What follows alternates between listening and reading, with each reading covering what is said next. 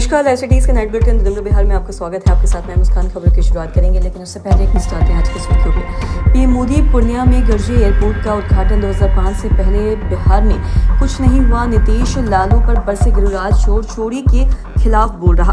मंत्री ने की यूट्यूबर से मारपीट, थाने पहुंची तेजस्वी। बिहार में एसआईआर को लेकर सुप्रीम कोर्ट ने चिताया। पटना में पुलिस भर्ती कैंडिडेट्स पर लाठीचार्ज, रावण दहन को लेकर डीएम ने गांधी मैदान का लिया जायजा। पटना में 2 हिस्सों में बटी श्रमजीवी एक्सप्रेस कार सवार नागा साधियों ने सीएसपी संचालक से की लूट। बिहार में 5 दिनों तक कई जिलों में भारी बारिश। अब खबरें विस्तार से।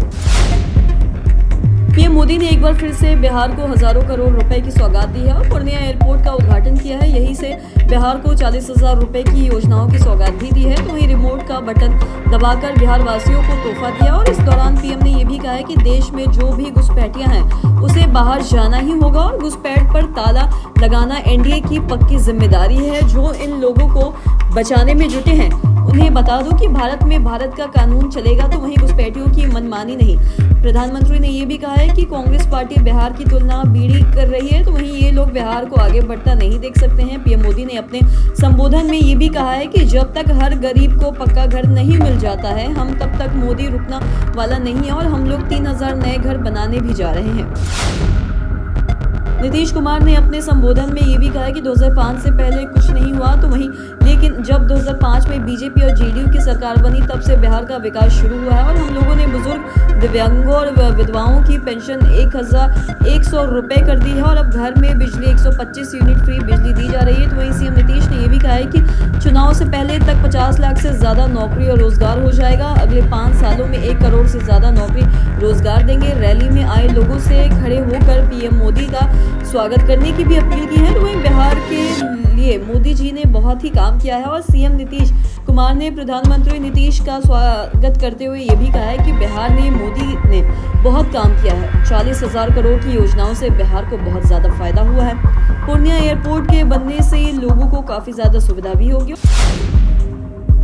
केंद्रीय मंत्री गिरिराज सिंह ने एक बार फिर से विपक्ष पर हमला बोला है और गिरिराज सिंह ने कहा है कि आज चोरी ही चोरी के खिलाफ बोल रहा है। उन्होंने ये भी कहा है कि तेजस्वी यादव को चाहिए या फिर तो वो अपने पिताजी से ज्ञान ले या फिर उन्हें ज्ञान दे। उनके पिताजी ने चारा घोटाला से सारा पैसा खा लिया और अगर वही पैसा बचा होता तो आज बिहार के गरीबों के घरों में शौचालय बन सकता, नल जल पहुंच सकता था, तो वहीं आवास बन सकता था। मोदी जी ने ये भी कहा है कि विकास स्थापित किया है और विपक्ष उसी पर ईंट लाकर यात्राएं निकाल रहा है। नरेंद्र मोदी जी के नेतृत्व में देश लगातार विकास की नई ऊंचाइयां छू रहा है। 11 साल से प्रधानमंत्री के रूप में मोदी जी देश सेवा कर रहे हैं, तो वहीं बिहार को भी हजारों लाखों करोड़ की योजनाओं का भी तोहफा दिया है। उन्होंने आगे कहा कि पूर्वांचल के विकास के बिना देश का विकास संभव नहीं है। पूर्वांचल का मतलब बिहार है। बिहार के इतिहास और योगदान के बिना देश की प्रगति अधूरी है। दरभंगा में जाले विधायक और मंत्री जीवेश कुमार मिश्रा पर एक यूट्यूबर ने मारपीट का आरोप लगाया है और अब इस मामले पर मंत्री जीवेश मिश्रा के खिलाफ एफआईआर दर्ज की गई है। पीड़ित यूट्यूबर दिवाकर को साथ लेकर तेजस्वी यादव खुद दरभंगा के सिंहवाड़ा थाना पहुंचे और मंत्री पर केस भी दर्ज किया। उन्होंने ये भी कहा कि अगर पुलिस ने हिरासत में नहीं लिया तो हम चक्का जाम करेंगे। इससे पहले तेजस्वी यादव ने पटना में प्रेस कॉन्फ्रेंस कर सरकार को घेरा, मंत्री का इस्तीफा मांगा और साथ ही एफआईआर की भी मांग की। उन्होंने ये भी कहा है कि मंत्री जी को जवाब नहीं देना था तो चुपचाप रहते, मारने की क्या जरूरत थी। पत्रकार की किडनैप करने का प्रयास तक किया गया, तो वहीं एसपी से कहूंगा कि वो निष्पक्ष जांच करे। तेजस्वी यादव ने ये भी कहा है कि मुझे लगता है कि प्रशासन लॉ के हिसाब से नहीं चलता, ऊपर से क्या आदेश आता है उससे चलता है। अब मामले की लापापोती होगी और मंत्री जी को बचाने की कोशिश होगी। अनेक लोग कहेंगे कि मंत्री पर हमला होने वाला है। भाजपा वाले सत्ता के नशे से भूल गए हैं कि कुर्सी से कोई भी चिपक कर नहीं रह सकता है। मैं कोई भी चीज भूलता नहीं हूँ। हम लोग सत्ता में आने वाले हैं और न्याय भी दिलाएंगे।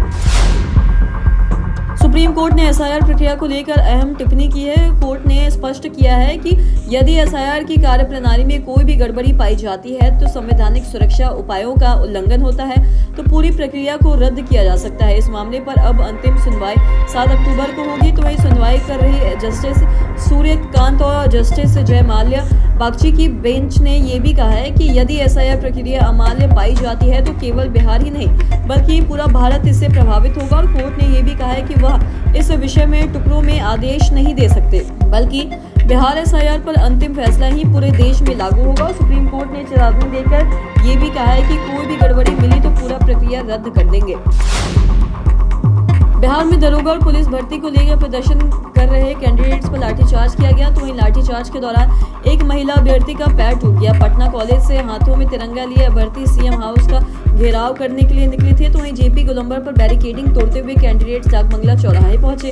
वहां वो जाके पहले सरकार के खिलाफ नारेबाजी हुई, तो उसके बाद अभ्यर्थियों ने पुलिस से आगे जाने देने को कहा और यहाँ भी बैरिकेडिंग तोड़ दी। बता दें कि इसके बाद कैंडिडेट्स कोतवाली थाने के पास रोका गया और इस बीच कोतवाली के पास पुलिस ने प्रदर्शन कर रहे छात्रों पर लाठीचार्ज किया और लाठीचार्ज के बाद अभ्यर्थियों ने यह भी कहा है कि जान से मार दीजिए लेकिन हटेंगे नहीं। प्रदर्शन को लीड कर रहे शिक्षक रोशन आनंद को पुलिस ने डिटेल कर गाड़ी में बिठाया और जिसके बाद अभ्यर्थियों ने गाड़ी को घेर लिया और गाड़ी के सामने बैठ गए। मामला शांत करने के लिए पुलिस ने रोशन आनंद को छोड़ दिया।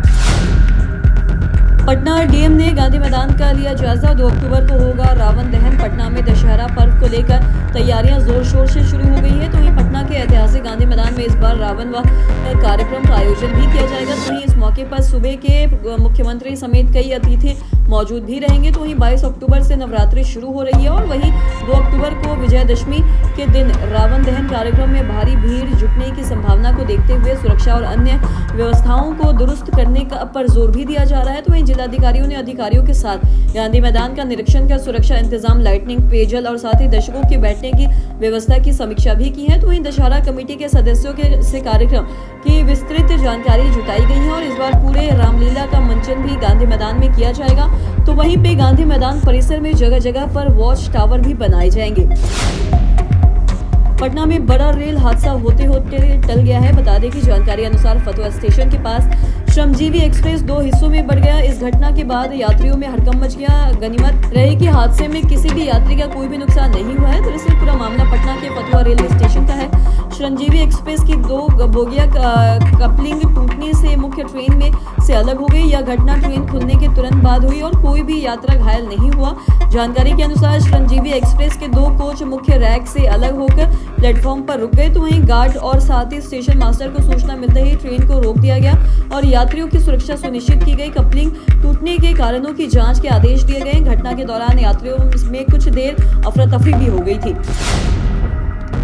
बेतिया में उस समय हड़कंप मच गया जब उत्तर प्रदेश के मेरठ से आए 2 नागा साधुओं ने सीएसपी संचालक के रुपए लूट लिए और फरार होने की भी कोशिश करने लगे। ग्रामीणों के सक्रियता और पुलिस की त्वरित कार्रवाई से दोनों आरोपियों को घर दबोच लिया गया। जानकारी के अनुसार परसा गांव निवासी सीएसपी संचालक के पुत्र के पास निवासी सीएसपी संचालक के दोनों नागा साधु पहुंचे। दोनों चंदा मांगा, जिस पर संचालक ने उन्हें कुछ सहयोग दिया और अन्य ग्रामीणों से भी सहयोग कराने का भी आश्वासन दिया और इसी दौरान मौका पाकर दोनों साधुओं ने बैंक के सीएसपी शाखा में रखे करीब 22,000 रुपए पर हाथ साफ कर लिए। तो वहीं मौके से भाग भी निकले। बताया जाता है कि दोनों साधु अपनी कार से मझौलिया की ओर भागने लगे, तो वहीं संचालक ने ग्रामीणों की मदद से उनका पीछा किया और इस बीच तत्काल पुलिस को सूचना भी दी और भागते भागते जब दोनों साधुओं की गाड़ी मझौलिया स्थित रेलवे गुमटी संख्या 83 पर बंद फाटक के कारण रुक गई, तभी दोनों को हिरासत में ले लिया गया।